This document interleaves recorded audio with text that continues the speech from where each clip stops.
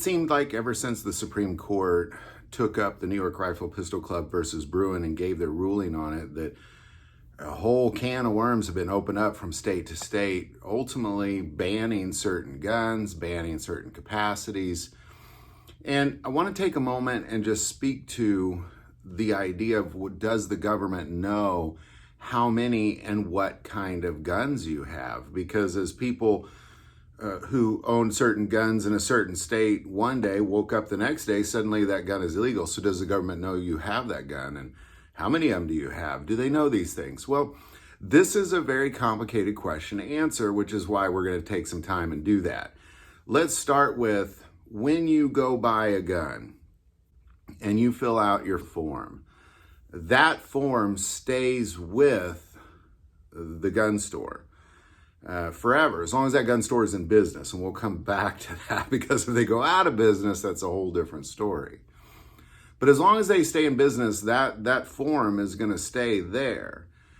Now, what's on that form is ultimately what we'll say is it a long gun? Is it a handgun? Is it an other firearms? But it won't give a lot of detail into actual gun itself other than the serial number.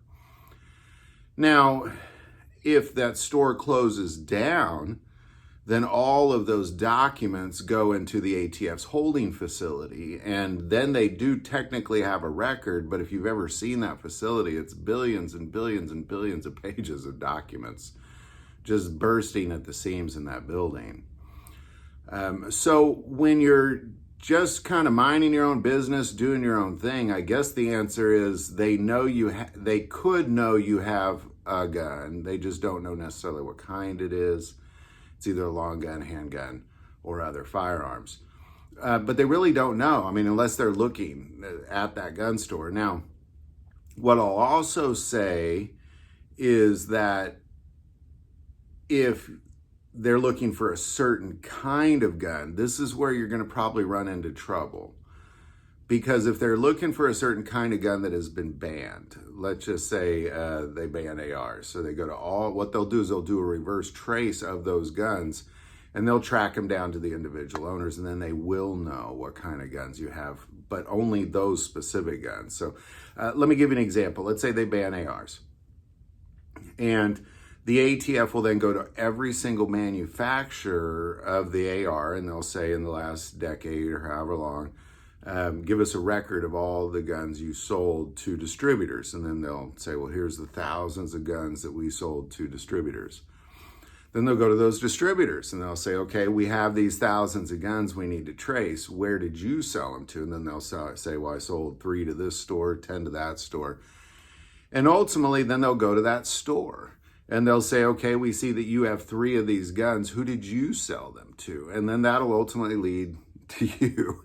And that's really kind of the part that is, the one that we should probably be the most concerned about. And I want to address electronic documentation here in a second as well. But ultimately what it comes down to is, if they're looking for a certain kind of gun, they definitely can trace it back to you.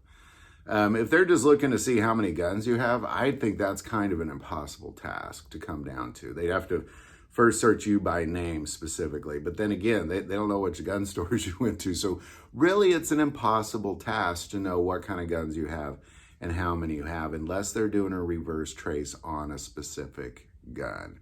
All right. So with that being said, ultimately, no, they don't know how many guns you have or what kind that you have, unless they're doing a reverse trace or that gun store closed down. But then they kind of just have a general idea. But they really don't even know then, because it just gets packed with the other billions of documents. So ultimately, no, they do not know what kind of guns you have or how many you have. Is the paper trail there? Yes. Could they follow it? No, I don't believe they could. But if they want to know if you have a certain gun and they do a reverse trace from the manufacturer back to you, yes, they definitely can. All right, with that being said, let's talk about electronic applications. So when you go fill out a background check, if you do an electronic version of them, there is a collection of those taking place with the ATF. They're not supposed to, but they are.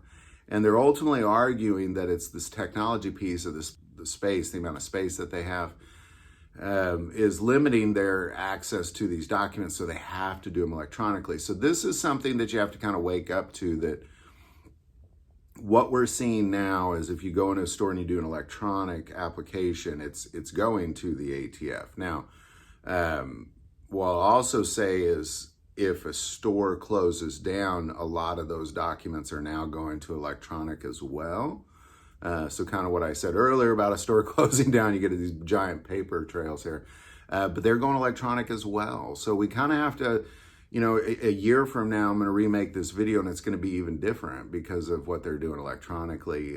But as of now, I wouldn't fill out electronic applications. I just do paper applications only. I mean, I know they all go through the same NICS system, but it's still an electronic document versus a paper document.